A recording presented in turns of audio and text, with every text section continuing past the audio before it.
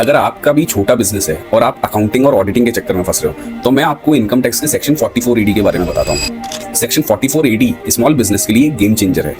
इसमें आप अपने टर्नओवर का सिर्फ 8% इनकम मान सकते हो या फिर 6% अगर पेमेंट डिजिटल मोड में है तो, और पूरे साल अकाउंटिंग और ऑडिटिंग का कोई झंझट नहीं है। एलिजिबिलिटी सिंपल है, अगर आप इंडिविजुअल एचयूएफ या पार्टनरशिप हो एक्सेप्ट फॉर एलएलपी, और अगर आपका टर्नओवर 2 करोड़ से कम या 3 करोड़ अगर आपका 95% पेमेंट डिजिटल है। इसमें बस एक बात याद रखने वाली है कि अगर आपने इस सेक्शन को एक बार ऑप्ट कर लिया तो आप 5 साल के लिए बाउंड हो जाते हो, और इन केस अगर आपने 5 साल से पहले इसको एग्जिट कर दिया तो आप फिर अगले 5 साल तक इसको ज्वाइन नहीं कर सकते। सेक्शन 44 एडी का एक फायदा ये भी है कि आपको एडवांस टैक्स साल में केवल एक बार 15 मार्च तक पे करना होता है। इसमें आपको ITR 4 फाइल करनी होती है। मैंने खुद देखा है स्मॉल बिजनेस और फ्रीलांसर अकाउंटिंग के चक्कर में अपना काम छोड़ देते हैं। 44 एडी उनके लिए लाइफलाइन है। अपने काम पे ध्यान दो, ग्रोथ पे फोकस करो और पेपर वर्क नहीं है। लेकिन हाँ, अगर आपका प्रॉफिट प्रिजम्पटिव रेट से कम है या फिर आपका बिजनेस ग्रो कर रहा है तो आपको सोच समझ के डिसीजन लेना पड़ेगा।